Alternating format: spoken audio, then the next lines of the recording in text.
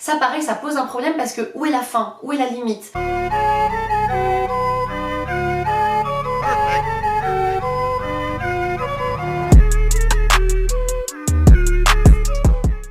J'espère que vous allez bien, je suis la fondatrice de Zia, la méthode accélérée et antiscolaire pour apprendre l'anglais en 3 mois sur ziazo.com et aujourd'hui je vais vous parler de tableau de visualisation. Alors pour ceux qui ne connaissent pas, c'est un tableau qui permet de pouvoir se fixer des objectifs sur le plus long terme, qui permettent aussi, comme son nom l'indique, de visualiser, d'avoir ces objectifs à portée de vue et d'avoir un rappel constant qu'il faut en faire sa priorité. Alors je vais essayer de vous mettre une image du coup d'un tableau de visualisation pour que vous puissiez voir un petit peu à quoi ça ressemble. Et aujourd'hui je voulais en fait vous donner 10 règles. Hop, 10. J'ai constaté sur les réseaux, notamment sur le groupe Facebook que j'ai créé, je vous mets le lien en barre d'infos de tous les réseaux, d'ailleurs c'est sur Facebook et Instagram que je suis la plus active, donc vous retrouverez tout ça en barre d'infos.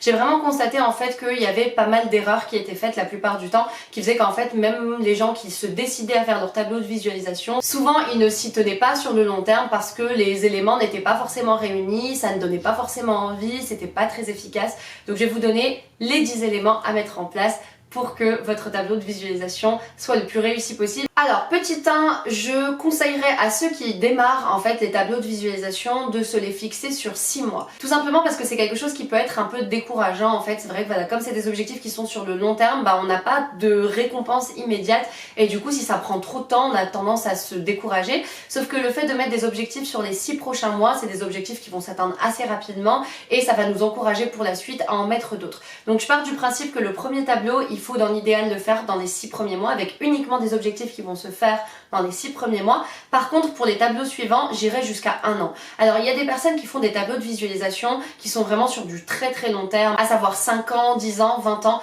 Personnellement je suis pas du tout une adepte de ce genre de tableau, tout simplement parce que pour moi le tableau doit amener à l'action. Et c'est vrai que quand je regarde mon tableau, tout de suite ça me fait me dire ok, il faut que je fasse ça, ça pour avancer sur mon objectif. Sauf que quand vous faites un tableau de visualisation avec une énorme villa, une Lamborghini et une entreprise au CAC 40, vous regardez votre tableau et vous n'avez pas du tout d'action qui vous viennent à l'esprit, à moins de vous dire voilà je vais aller bosser, mais c'est très abstrait, tout simplement parce que c'est un objectif qui est tellement lointain que la première étape, deuxième étape, troisième étape vous paraissent un peu abstraites parce que vous savez pas exactement quelles sont les étapes à suivre pour arriver à ce gros objectif général.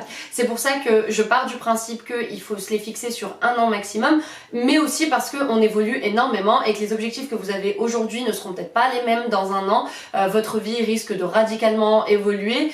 Vous allez peut-être, je sais pas, vous marier, vous allez peut-être vous séparer, vous allez peut-être commencer des études, vous allez peut-être arrêter des études, commencer un nouveau job, obtenir une promotion. Vous savez pas du tout quels sont les changements qui peuvent arriver dans votre vie et le fait de se fixer ces objectifs 1 an par 1 an, ça va vraiment vous permettre en fait de pouvoir vous adapter et de rester surtout sur quelque chose qui est atteignable au vu de vos circonstances actuelles.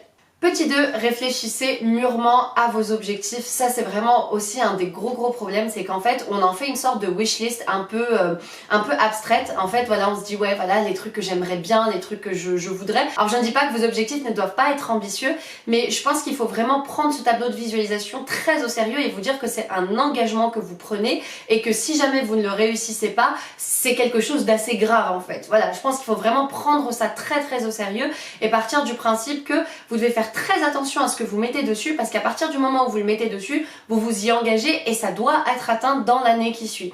Donc du coup moi c'est vrai que voilà, je le vois pas du tout comme ces espèces de résolutions du nouvel an, ouais je vais faire ci, je vais faire ça et puis au final on prend ça à la légère et on finit par zapper. Je prends ça vraiment très au sérieux. Pour moi c'est le tableau en fait, la visualisation de ce qui va arriver dans la prochaine année dans ma vie. Alors évidemment voilà, si jamais la vie en décide autrement, il n'y a pas de souci là-dessus, hein, ça c'est sûr, mais en tout cas c'est ce sur quoi je vais mettre la priorité sur l'année qui va venir, donc je prends ça très au sérieux. Les proches aussi, moi c'est vrai que voilà, quand ma mère regardait mon tableau, voilà, elle se disait je suis en train de faire du collage, mais aujourd'hui voilà, elle se dit c'est le programme qui est prévu pour l'année qui suit en fait. Ça lui permet en fait aussi de visualiser ce qui va se produire dans l'année qui va arriver.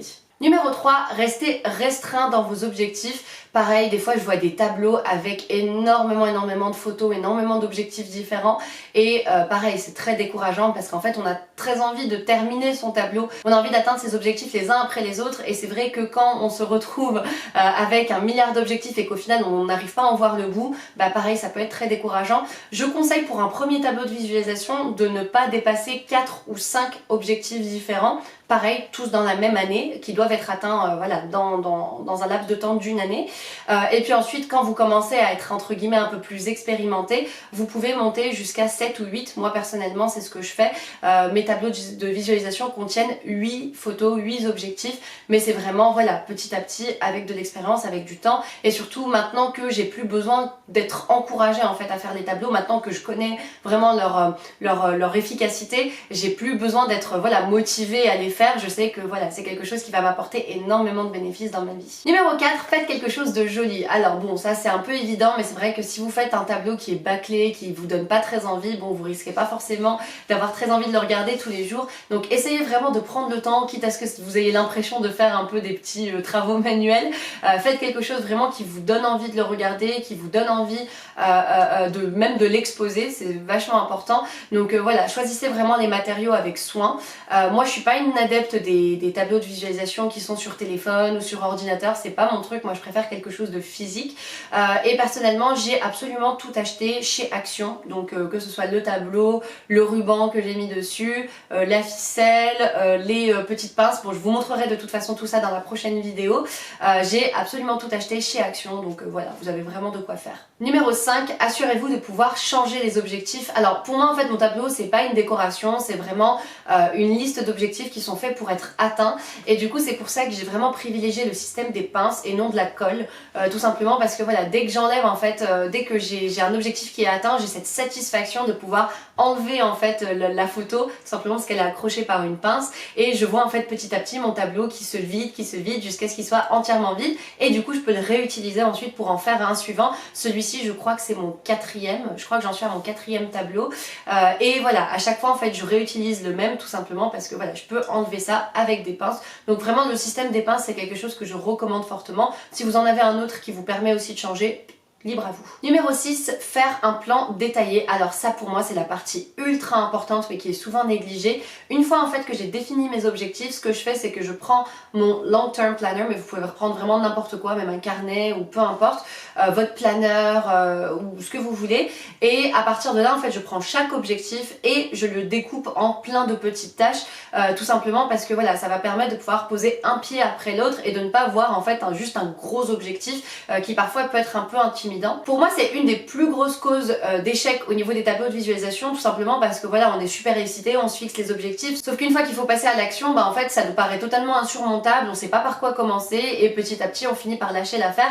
Alors que si j'ai défini une petite action que je peux mettre en place dans la semaine, bah forcément je vais pouvoir tout de suite passer à l'action, puis ensuite faire la deuxième, puis la troisième, puis la quatrième, jusqu'à monter graduellement et arriver à mon objectif final. Si par exemple vous avez décidé, je sais pas, que vous vouliez 10 000 abonnés sur YouTube par exemple, bah, ce que vous allez faire c'est vous mettre en fait des petites cases à cocher avec 1000, 2000, 3000, 4000, 5000, 6000, ça va vous permettre en fait de pouvoir continuer à vous encourager tout au long du chemin et de pas juste passer de 0 à 10 000 et d'avoir la satisfaction qu'au moment où vous avez atteint les 10 000 et entre temps bah voilà, d'avoir le risque d'être découragé. Et ensuite dans votre planeur vous allez écrire en fait tout ce qui va vous permettre d'arriver à cet objectif de 10 000 abonnés, je sais pas, faire des vidéos de plus grande qualité, écrire mes scripts plus longtemps à l'avance, voilà, vous allez avoir en fait toutes les étapes qui vous permettent de faire des vidéos de plus grande qualité pour atteindre votre objectif final. Numéro 7, se fixer une deadline, une date limite. Alors ça c'est la technique anti-procrastination, tout simplement parce que quand vous savez quelles sont les petites tâches que vous devez faire et jusqu'à quand, quelle date limite vous avez pour les faire, bah vous avez tout simplement zéro excuse et vous avez au contraire un plan détaillé. Numéro 8, prévoyez des objectifs dans tous les aspects de votre vie, santé, travail, amour, argent, famille, etc. Tout simplement parce que votre tableau de visualisation, il doit vous permettre d'améliorer votre vie de manière globale et pas juste votre compte en banque. Numéro 9, se fixer des objectifs concrets. Alors pour moi, c'est la raison numéro 1 pour laquelle les tableaux de visualisation finissent souvent par échouer, c'est tout simplement parce que les objectifs sont trop flous.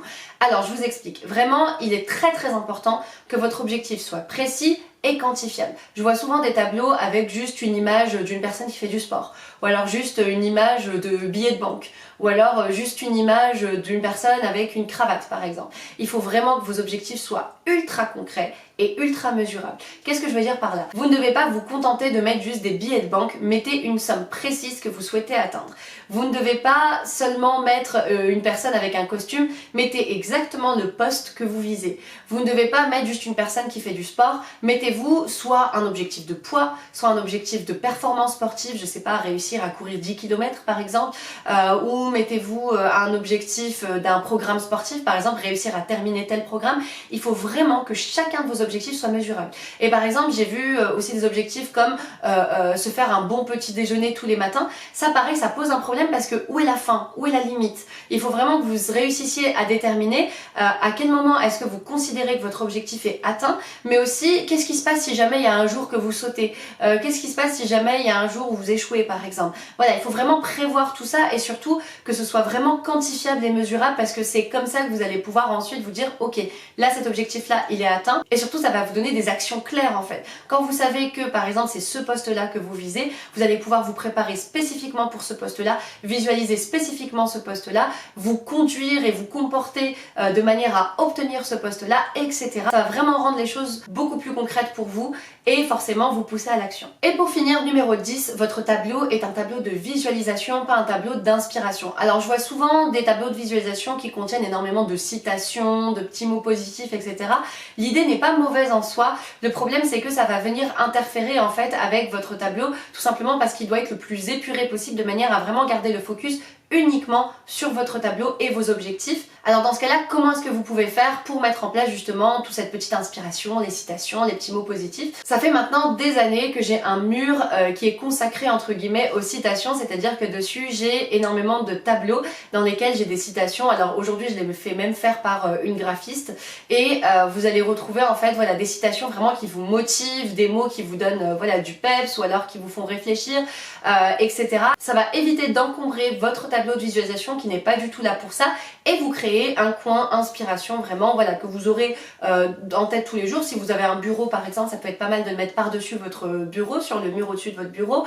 Vous pouvez les mettre aussi dans la chambre, en faire une jolie déco, enfin voilà, il y a plein de manières de le faire, mais pour moi il vaut mieux éviter de les mettre sur son tableau de visualisation, tout simplement parce que je trouve que ça enlève un petit peu le focus. Pour moi le tableau doit vraiment être le plus épuré possible. Et voilà, c'est tout pour cette vidéo, j'espère qu'elle vous aura plu. Donc tout de suite après, vous pourrez retrouver du coup en barre d'infos la vidéo que je vais faire avec Bilal qui va vous présenter justement notre tableau, comment est-ce qu'on l'a fait, comment est-ce qu'on a choisi nos objectifs, sachant qu'on a choisi du coup des objectifs en commun et des objectifs sur lesquels on va s'entraider. Donc voilà, allez voir tout ça en barre d'infos. Si cette vidéo vous a plu, n'oubliez pas de vous abonner, d'activer la petite cloche, de la liker et de la partager. Quant à moi, je vous dis à très bientôt sur theazue.com. Bye!